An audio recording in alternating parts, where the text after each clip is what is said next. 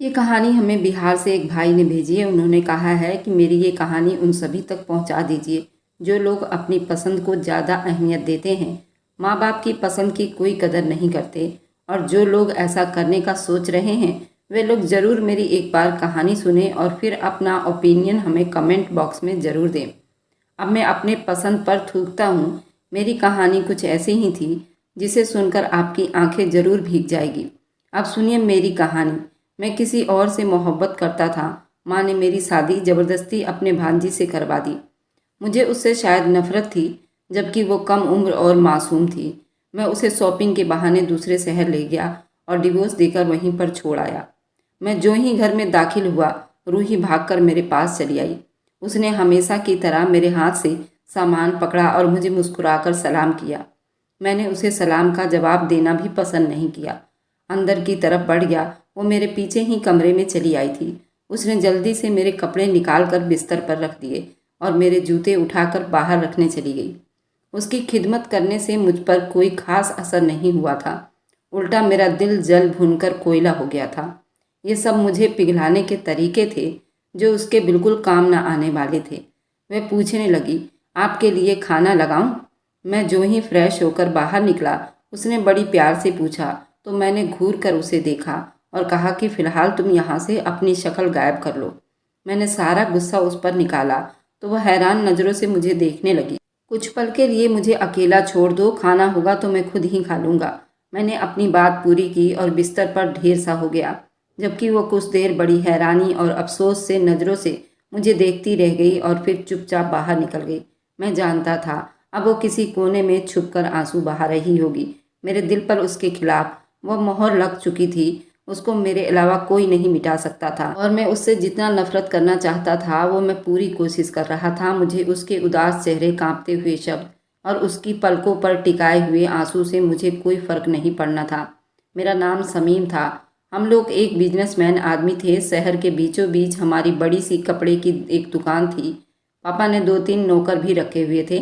मैंने जो ही graduation pass किया, पापा ने मेरी एक ना सुनी और मुझे अपनी दुकान पर अपने साथ ले जाने लगे। जबकि पापा का कारोबार था, फिलहाल मुझे उसमें ज़्यादा दिलचस्पी नहीं थी।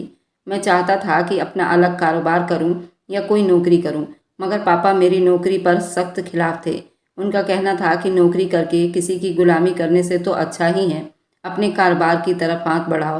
तुम्हें कपड़ों का कारोबार नहीं पसंद तो मत करो, तुम अपना कोई अलग कारोबार करने की सोचो। मैंने पहले ही कारोबार करने के बारे में सोच रखा था, मगर फ़िलहाल मेरे पास पैसों की कमी थी और जब तक मुझे कोई एक्सपीरियंस ना हो जाता तब तक पापा मुझे पैसे देने को बिल्कुल भी तैयार नहीं थे। उनका कहना था पहले थोड़ा सा काम का एक्सपीरियंस हासिल कर लो, क्योंकि वे नहीं चाहते थे कि मैं उनका सारा काम, सारा मेहनत से कमाया हुआ पैसा खराब करूं, और मैं खुद भी ये नहीं चाहता था। इसलिए ना चाहकर भी पापा के दुकान पर जाने लगा। जैसे पापा की ख्वाहिश थी वो मुझे कारोबार के सारे काम सिखा देते। ऐसे ही मेरी माँ को मेरे सर पर सेहरा सजाने का बड़ा शौक था। अभी मुझे पापा की दुकान पर जाते जाते 6 महीने भी नहीं बीते थे। माँ ने मेरी शादी की जिद लगा ली थी। मैंने भी अपने पसंद की लड़की का नाम जल्दी ही माँ के सामने रख दिया, जिसका नाम तारा था। वह हमारे मोहल्ले में ही रहा करती थी। मैं दिल ही दिल में उसे चाहता था। उसने मेरे ही साथ स्कूल में 12वीं की थी, जबकि अब 2 साल से वह घर में फ्री बैठी थी। मेरे कॉलेज आने और जाने के टाइम दरवाजे पर खड़ी हो जाती। मैं जान गया था कि वो मेरा इंतज़ार करती थी। मुझे भी उसकी आदत हो गई थी। अब अगर वो कभी दरवाजे पर ना खड़ी होती तो मैं बेचैन हो जाता था। उसकी गोरी रंगत, खूबसूरत चेहरा और मुस्कुराहट उसके चेहरे पर भली लगती थी। मैंने उसे बात करने की बहुत कोशिश की। मैंने उसको प्रपोज कर दिया। उसने बड़ी उल्फत भरे अंदाज में जवाब दिया कि मेरा दिल ही खुश हो गया, और यूं हमारी बातों का सिलसिला शुरू हो गया। कुछ ही महीनों में हम इस हद तक पहुंच गए थे, पसंद की मोहब्बत के इश्क में ढल गए। उसे रोज़ रोज़ देखकर जितना वो मेरे इंतज़ार में बेचैन रहती, मैंने उससे वादा कर लिया था मैं सिर्फ़ और सिर्फ उसी से शादी करूँगा। उसका हमारे घर आना जाना था। मेरी माँ से दोस्ती थी। मुझे पूरा यकीन था माँ उसकी और मेरी शादी की राह में रुकावट नहीं डालेंगी और मेरा उसके साथ रिश्ता आसानी से तय हो जाएगा।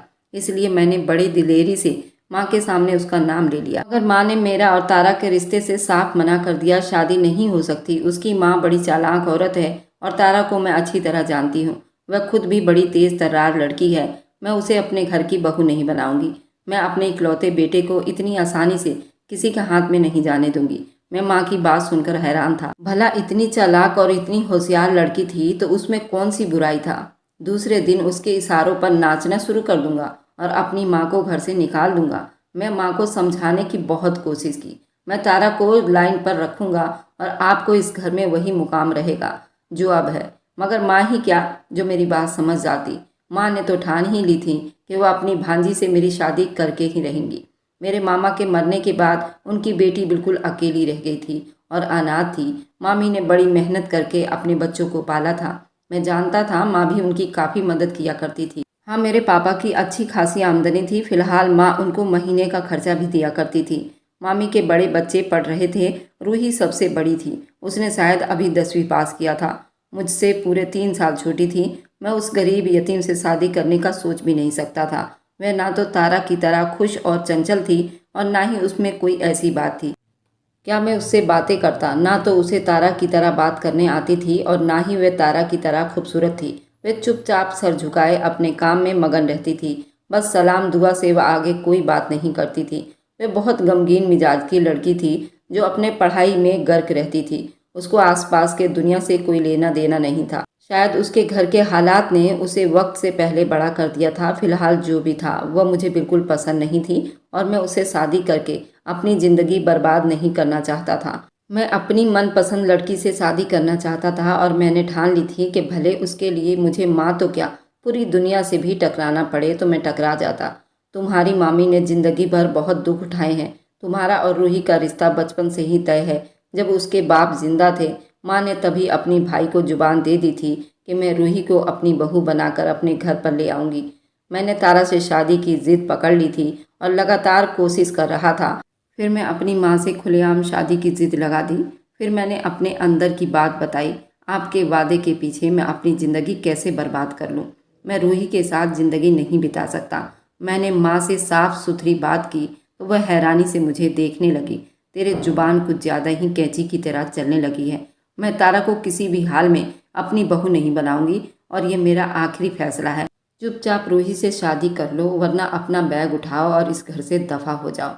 माँ ने तो मुझे साफ घर से चले जाने की धमकी दे दी थी। मैं रो रहा था और उनकी शक्ल देखने लगा। भला कोई अपने इकलौते बेटे के साथ ऐसा करता है। माँ शुरू से ही गर्म मिजाज की औरत थी। उन्होंने मेरे इकलौते होने का भी कोई लिहाज नहीं रखा। मेरी परवरिश सख्ती के साथ ही की थी। उन्होंने सारी ज़िंदगी मुझ पर अपने फैसले थोपती रही। अब जबकि मेरी ज़िंदगी का इतना बड़ा फैसला था, मेरी शादी होने वाली थी, ऐसे में माँ ने मुझे घर से चले जाने की धमकी देती थी। भला मैं घर से निकलकर कहाँ जाता। मैं दर दर की ठोकरें खाने की आदत नहीं रखता था और ना ही ये सब बर्दाश्त कर सकता था। मैंने हमेशा ऐशो आराम की ज़िंदगी बिताई। माँ ने मुझे शेर की निगाह से देखा मगर खिलाया सोने का निवाला था और मुझे इसी ऐशो आराम की आदत थी। मैं जानता था कि माँ के खिलाफ नहीं जा सकता था। मुझे वाकई घर से चलता कर देती। मेरे मामले में पापा बिल्कुल ना बोल रहे थे। उन्होंने मेरी परवरिश का जिम्मेदारी मेरी माँ पर ही डाल रखी थी। फिलहाल घर में सारा चीज़ मेरी माँ की मर्जी से ही हुआ करता था। माँ ने वही किया जो माँ ने ठान लिया। वह तारा के लिए मेरा रिश्ता ले जाने को किसी भी तरीके से तैयार नहीं हुई। माँ तो ना मानी मगर मैं आखिर मान गया क्योंकि मेरे आजमाए गए सारे के सारे तरीके नाकाम हो गए थे और आखिरकार मुझे अपनी माँ की ही बात माननी पड़ी। माँ ने बाकायदा तौर पर मेरा रिश्ता लेकर मेरी मामी के घर पहुँच गई। मामी तो पहले ही तैयार बैठी थी, वह क्यों इनकार करती। फिलहाल उन्होंने झटपट कर दी और यूँ मेरी मंगनी रूही के साथ हो गई। मैंने कभी सोचा भी ना था यूँ मेरी ज़िंदगी में ज़बरदस्ती चली आएगी। मैंने बिल्कुल चुप्पी साध ली थी और जब मेरा दिमाग काम नहीं किया तो मेरी चुप्पी भला क्या खा काम करती। माँ भी चुपचाप शादी की तैयारियों में लग गई थी। अपनी नज़र मुझ पर जमाए रखती थी, मुझे देखती रहती और मुझे नसीहत करना ना भूलती। अब अपना मिजाज ठीक कर लो। मैं नहीं चाहती कि रूही के आने के बाद उसे किसी तरह की कोई बात महसूस हो। माँ को रूही की मुझसे भी ज़्यादा परवाह थी। मेरे दिल पर छुरियाँ चल रही थी। इधर तारा ने मेरी मंगनी का सुनकर अलग हंगामा खड़ा कर रखा था। उसकी नाराज़गी तो अपनी जगह ठीक थी मगर साथ साथ वो मेरा दिमाग भी खाए जा रही थी। वो मेरे साथ घर से भागने को भी तैयार थी। मैं उसकी हिम्मत पर हैरान होने के साथ साथ शर्मा भी रहा था। मैं लड़का होकर उसके लिए डट कर ना लड़ सका जबकि वह लड़की होकर मेरे लिए अपना घर बार सब कुछ छोड़ने को तैयार थी। मैंने भी तय कर लिया था कुछ भी हो जाए तारा से शादी करके ही रहूँगा। फिलहाल मैं एक मंसूबा बनाने का तरीका सोचने लगा। किसी तरह अब ये मंगनी टूट जाए और मेरी शादी रूही से होने के बजाय तारा से हो जाए। मगर शायद मैं ख्वाब ही देखता रह गया और हकीकत में कोई भी मंसूबा मेरे काम ना आया। यहाँ तक कि मेरा कुछ ना हो सका और रूही मेरी दुल्हन बनकर मेरी ज़िंदगी में चली आई।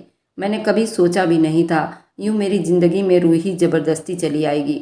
मैंने बिल्कुल चुप्पी साध ली थी। जब मेरा दिमाग काम नहीं किया तो मेरी चुप्पी भला क्या खाक काम आती।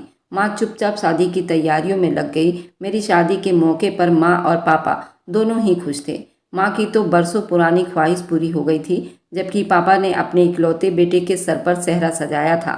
फिलहाल उनकी खुशी भी देखने वाली थी। मुझे माँ पापा के चेहरे से ही अंदाजा हो गया था कि वह किस तरह खुश थे। मैं भी उनकी खुशी में खुशी ढूंढने लगा। खानदान के लोग माँ पापा की तारीफ करते ना थक रहे थे। उन्होंने अपने बेटे की परवरिश कितनी अच्छी की थी। उसने अपने माँ बाप की पसंद की लड़की से शादी की, वरना आजकल के लड़के तो अपनी पसंद की लड़कियों से ज़्यादा अच्छा समझते हैं। माँ पापा अपने बेटे की फरमाबरदारी पर नाज कर रहे थे।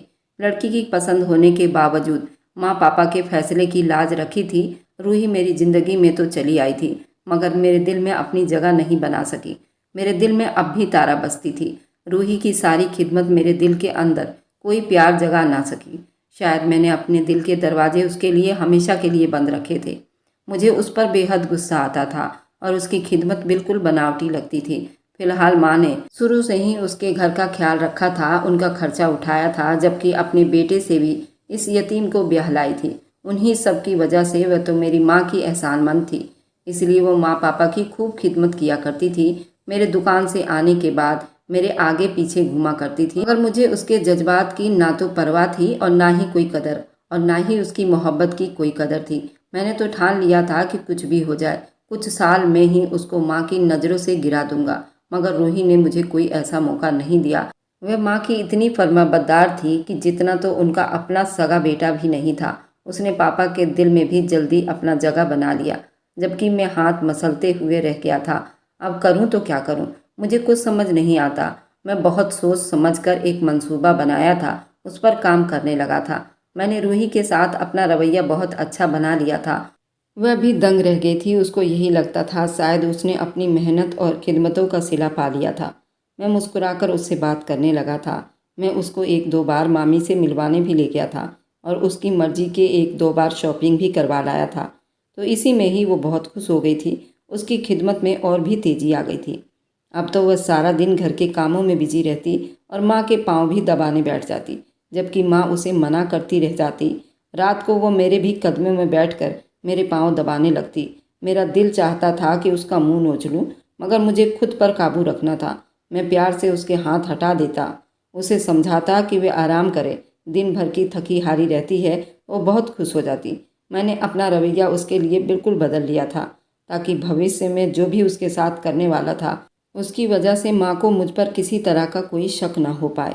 एक दिन मौसम बहुत अच्छा लग रहा था, तो मैंने उसे कहा कि मैं उसे बड़े शहर शॉपिंग के लिए ले चलूँगा, और वह तो हैरान रह गई। उसने साफ मना कर दिया। उसे घूमने फिरने का ज़्यादा शौक भी नहीं था। उसके पास पहले से ही इतने कपड़े और चीज़ें थी, वह ज़्यादा खरीदने के लिए तैयार नहीं थी, जबकि मैं उसकी शक्ल देखता रह गया था।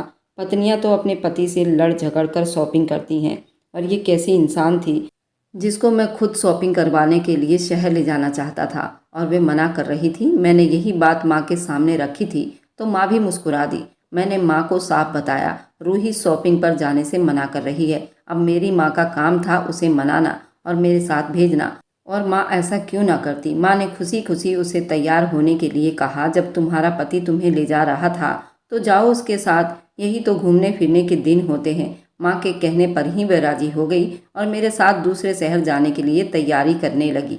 रूही की खुशी का तो ठिकाना ही नहीं था। मुस्कुराहट तो उसके चेहरे से जैसे चिपक गई थी। मैंने अपने आंखों में कहर भरकर उसके चेहरे पर फैली मुस्कुराहट को देखा था। वह मुस्कुराहट में बहुत जल्दी छीनने वाला था। मैं उसे एक पार्क में ले गया और वहाँ एक सुनसान कोने में ले जाकर बैठा दिया था और वहाँ से उठकर वापस चल दिया। उसने मुझे आवाज़ देकर पूछा, आप कहाँ जा रहे हैं?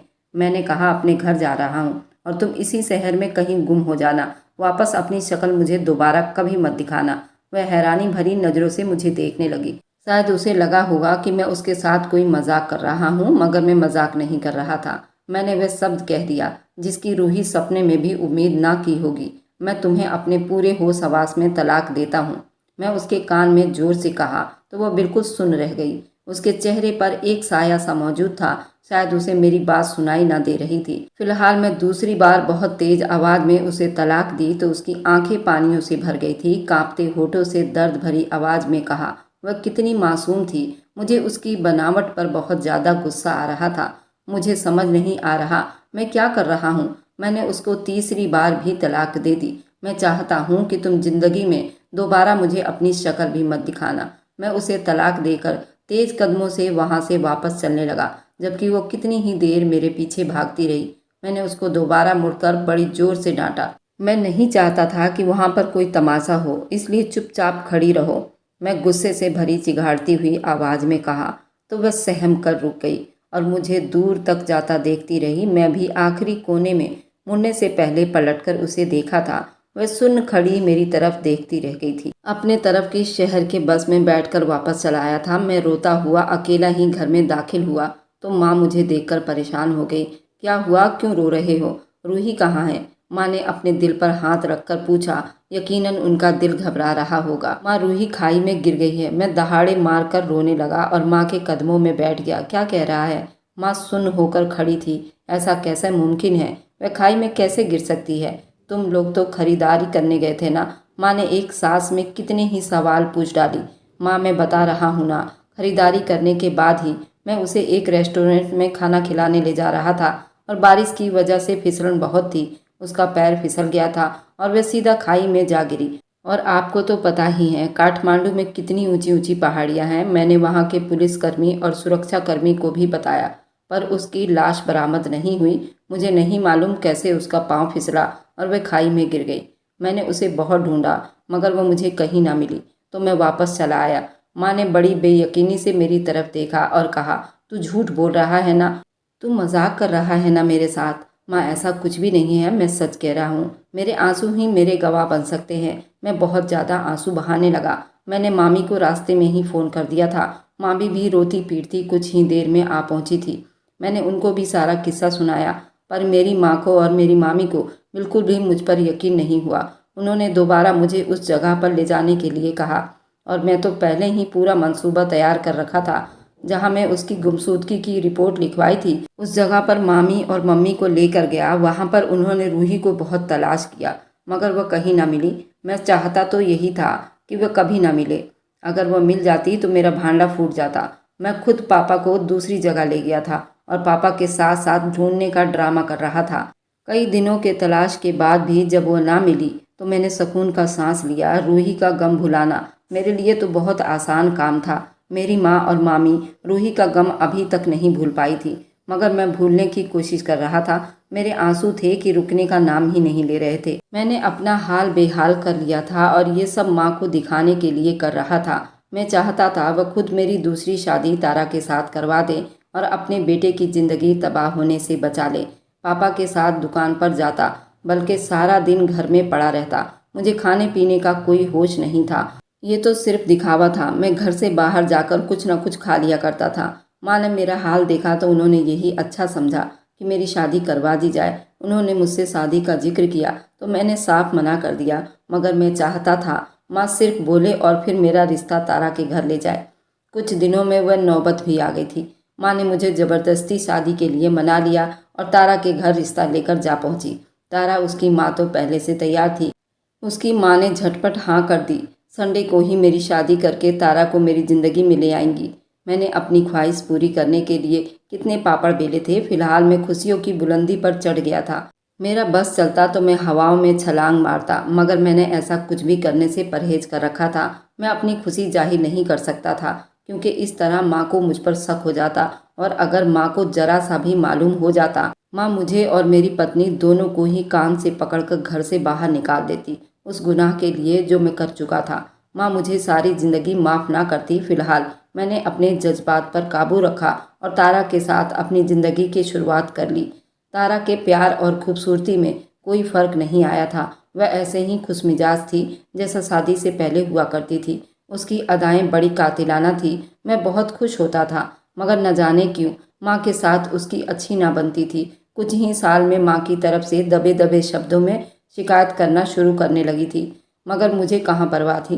मैं तो उसके साथ बहुत अच्छी ज़िंदगी बिता रहा था। वो मेरे हर मामले में मेरा साथ देती थी। हम अक्सर ही बाहर खाना खाने निकल जाते थे और रात गए वापस लौटते थे। तारा को बाहर घूमने फिरने का बड़ा शौक था। मैं ज़्यादा कभी घर से बाहर नहीं गया था, मगर अब उसके साथ मुझे बाहर आने जाने की आदत पड़ गई थी। तारा के साथ 1 साल बीत गए, मुझे पता ही नहीं चला। उसने मुझे अपने प्रेग्नेंट होने की खुशखबरी सुनाई तो मैं हवाओं में उड़ने लगा। मुझे इतनी खुशी थी कि अब मेरी भी औलाद होगी। मुझे लड़के की बहुत तमन्ना थी। मैं उसे फ़ौरन ही डॉक्टर के पास ले गया। डॉक्टर ने उसकी प्रेगनेंसी जांच की। अब तो तारा का पहले से भी ज़्यादा ख्याल रखने लगा था। मैं चाहता था कि अल्लाह मुझे बेटा अता करेगा। धीरे धीरे तारा की डिलीवरी के दिन भी नज़दीक आ रहे थे। मैं उसे चेकअप के लिए डॉक्टर के पास ले गया था। डॉक्टर ने अल्ट्रासाउंड करना शुरू किया और मैं वेटिंग रूम में बैठकर अपनी पत्नी का इंतज़ार कर रहा था। जब डॉक्टर ने उसकी रिपोर्ट बताई तो मेरे पैरों तले से ज़मीन निकल गई थी। तुम्हारी पत्नी के पेट में जो बच्चा है एक स्पेशल चाइल्ड है। उसके पैर और हाथों की ग्रोथ सही से नहीं हो पा रही है। वह शायद दुनिया में चल फिर नहीं सकेगा। मेरे सर पर तो जैसे आसमान टूट पड़ा और मेरी खुशियों में आग लग गई। मुझे उसी वक्त रूही का ख्याल आ गया और मैं अपनी गलतियों की माफ़ी मांगने लगा, जबकि अभी डिलीवरी में कुछ ही हफ्ते बाकी थे। डॉक्टर तो अपनी बात कहकर चली गई थी और वह डॉक्टर तो पहले दिन से ही डिलीवरी की चेकअप कर रही थी। और ये जो भी कुछ हुआ था बस 1 महीने के अंदर ही हुआ था। डॉक्टर का कहना था 1 महीने पहले तक बच्चे की सेहत बिल्कुल ठीक थी, लेकिन अब न जाने क्यों बच्ची के नसों में खून नहीं दौड़ रहा था। डॉक्टर की बात सुनकर मेरा दिल कांप गया था। अगर मेरी बच्ची ऐसी पैदा हुई तो मैं तो जीते जी मर जाऊंगा। मैं अपनी आने वाली औलाद के बारे में सोचकर बेहद परेशान था। मैंने अपने बीते हुए कल में जो किया था मुझे उसकी सज़ा ज़रूर मिलना था। मैं रूही के साथ कितना गलत कर चुका था और अल्लाह ने अगर मुझे बेटी अता की तो मैं उसकी हिफाजत कैसे कर पाऊंगा, जबकि मैं खुद किसी के बेटी के साथ बड़ी नाइंसाफ़ी और ज्यादती कर चुका था। शायद दर्दनाक ही पल था। मेरे तो जिस्म से जैसे लहू दौड़ना ही बंद हो गया था, बिल्कुल सूखा पड़ गया था। मुझे अपने गुनाह का एहसास हो गया था। मैं अपने रब को कैसे मुंह दिखाऊंगा और अपने माँ बाप का सामना कैसे कर पाऊंगा। रूही की तबाही बर्बादी के पीछे मेरा हाथ था। कोई अपनी बीवी के साथ ऐसा कैसे कर सकता था जैसे मैंने किया था। वह मेरी बीवी ही नहीं बल्कि वह तो मेरी माँ की सगी भांजी थी। शायद ये दर्दनाक पल था। मैं अपने गुनाह पर पछता रहा था क्योंकि अल्लाह जल्द ही मुझे बेटी से नवाजने वाला था। रूही भी तो किसी की बेटी थी। मैं अस्पताल से वापस लौटा तो मेरे दिल पर बड़ा बोझ था। आज से पहले मुझे एहसास नहीं हुआ था मैंने रूही के साथ इतना गलत किया था, मगर अब मुझे एहसास हो चुका था। मुझे किसी सूरत चैन नहीं आ रहा था। मैं बेचैनी में तड़प रहा था। मेरा दिल चाहता था कि माँ के सामने जाकर अपना जुर्म कबूल कर लूँ, मगर मुझ में इतनी हिम्मत कहाँ थी। माँ का जख्म एक बार फिर से हरा हो जाएगा। मामी रो रो कर मर जाएगी। मैंने उसकी बेटी के साथ कितना बड़ा जुर्म किया। मैं एक बार फिर काठमांडू रूही के तलाश में निकल गया। अब मैं उस इलाके की तरफ गया जहाँ मैंने रूही को छोड़ा था। पहले तो मैं पापा को किसी और इलाके में ले गया था और वे वहीं पर रूही को तलाश करते रहे, मगर वहाँ होती तो मिलती। मैं उसी पार्क में गया जहाँ मैंने रूही को आखिरी बार देखा था और मुझे वहाँ कहीं भी दिखाई नहीं दे रही थी। अब तो इस बात को 3 साल बीत गया था। न जाने उसके साथ अब क्या हुआ होगा। कहीं उसने सचमुच खाई में कूदकर अपनी जान तो ना दे दी थी, वापस लौट कर घर भी ना आई थी, क्योंकि मैंने उसे यही पैगाम दिया था कि मुझे दोबारा अपनी शक्ल ना दिखाए। वैसे भी उसकी माँ अब तक उसका मातम मना रही थी। शायद वह अपनी माँ को ज़्यादा दुख देना नहीं चाहती थी। वह तलाक का दाग लिए उसके सर पर पहुँचती तो उनका हाल और भी बुरा हो जाता। मैं उसको आजू बाजू में ढूंढने लगा। 1-2 बार उस पार्क में चक्कर लगाया। मैं रो रो कर अल्लाह से दुआ करने लगा। तभी अचानक वहाँ बैठी भिखारन रूही की झलक नजर आई तो मैं जल्दी भागकर उसके पास गया। मैंने गौर से उसका चेहरा देखा। वह रूही ही थी। उसने भी मुझे पहचान लिया था और अपना चेहरा छुपाने की कोशिश करने लगी। मैंने रूही आवाज़ दी तो उसने चौंक कर मेरी तरफ देखा।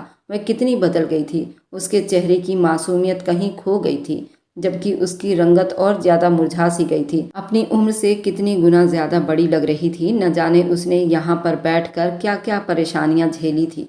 मुझे माफ़ कर दो रूही। मैं उसके कदमों में बैठ गया। और रो रो कर कहने लगा, मेरे साथ वापस घर चलो, मैं तुम्हें लेने आया हूँ, तुम कौन हो, मैं तुम्हें नहीं जानती। उसने मुझे पहचानने से साफ मना कर दिया। तुम्हारी माँ रो रो कर मर जाएगी, ऐसा मत करो। मैंने जब उसकी माँ का नाम लिया उसने अपना दिल थाम लिया। मेरी माँ, तुमने क्या बताया उन लोगों को मेरे बारे में? मैंने उसको ये बताया था कि इस दुनिया में नहीं रही। अच्छा तो ठीक है, उन लोगों को इसी भरम में जीने दो। मैं फिर से रूही की मिन्नतें करने लगा, नहीं, तुम मेरे साथ चलो, तुम्हें देखकर वे जी उठेंगी। मैं ज़बरदस्ती रूही की मिन्नतें करने लगा, उसे अपने साथ ले आया था और ले जाकर माँ के सामने खड़ा कर दिया। माँ एक पल को तो पहचान न सकी और जब दूसरे ही पल उसे पहचाना तो माँ ने उसे अपने से लपेट लिया था। माँ और रूही दोनों मिलकर इस तरह रो रही थी, मेरी भी आंखें भर आई थी। मुझे माफ़ कर दे माँ। मैं माँ के कदमों में बैठ गया तो माँ ने मुझे जोर से ठोकर मारकर फेंक दिया। रूही कुछ न बोली। मैंने ही माँ और मामी को सारी हकीकत बता दी। मैं उनकी लानतों का हकदार था। जितनी गालियाँ वो दे सकती थी वो दे रही थी। माँ को मुझसे ये उम्मीद नहीं थी मैं इतना गलत कदम उठाऊंगा। पापा अलग मुझसे नाराज थे, सबकी नाराज़गी बिल्कुल ठीक थी। मैं इसी लायक था, मैं तो उससे भी कहीं ज़्यादा सज़ा के काबिल था। पापा कह रहे थे कि ऐसी औलाद तो पुलिस के हवाले कर देना चाहिए। उन्होंने साफ ऐलान कर दिया था उनका बेटा आज से उनके लिए मर गया है। माँ पापा ने मुझे घर से निकाल दिया तो मैंने अपनी बीवी को लिया और वहाँ से चला आया। अब मुझे बाकी की ज़िंदगी ऐसे ही गुजारनी थी जैसे रूही ने पिछले 2 सालों में गुजारी थी। मेरी यही सज़ा थी और मुझे अपनी सज़ा दिल और जान से कबूल थी। मुझे इस बात की खुशी थी कि मैं इस दुनिया में अपने गुनाह कबूल कर लिया था। खुदा मुझे माफ़ कर देगा, लेकिन खुदा ने मेरी सज़ा तो ज़िंदगी भर के लिए अता कर दी थी। मेरी बेटी अपाहिज पैदा हुई थी और सारी ज़िंदगी उसे देखकर अपने गुनाह को याद करता। शायद अल्लाह ने मेरी सज़ा इसी में मुकर्रर कर दी थी। मैंने रूही के साथ मामी से भी हाथ जोड़कर माफ़ी मांगी तो उन्होंने नफ़रत से मुंह फेर लिया था। मैं अपनी बीवी को लिए वहाँ से चला आया और अलग रहने लगा। मैंने एक जगह नौकरी भी शुरू कर दी थी, मगर उस तंगी में मुझे अंदाज़ा हुआ कि मेरी दूसरी बीवी मेरे साथ ज़रा भी खुश नहीं थी। उसे तो सब ऐशो आराम चाहिए थी जो उसे मेरे बाप के घर में मिल रही थी, जबकि मैं वह सब ऐशो आराम देने के काबिल नहीं था। तारा अब मुझसे रोज़ लड़ती थी, मुझे बुरा भला ताने मारती थी। अल्लाह ने जल्दी ही हमें एक बेटी से नवाज दिया था, मगर बेटी पूरी तरह अपाहिज थी, न चल सकती थी न बोल सकती थी। मेरी बेटी 2 साल की हो गई थी, मगर चलने फिरने से भी मोहताज थी। मेरे गुनाह का यही सिला था जो मुझे मेरी बेटी के जरिए मिला था। और मेरी पहली पत्नी रूही मेरे माँ और पापा के साथ रहती और पापा के कारोबार भी वही संभालती। अगर आपको आज की कहानी पसंद आई है तो वीडियो को ज़रूर लाइक कीजिएगा और अपने दोस्तों के साथ शेयर भी कीजिएगा। और हाँ, अगर आपने अभी तक हमारे चैनल को सब्सक्राइब नहीं किया है तो ज़रूर सब्सक्राइब कर लीजिए। मिलते हैं हम अपनी कल की एक और नई दिलचस्प कहानी के साथ। मुझ पर सदा अपना प्यार और स्नेह बनाए रखें। सभी को मेरा प्यार भरा नमस्कार दोस्तों।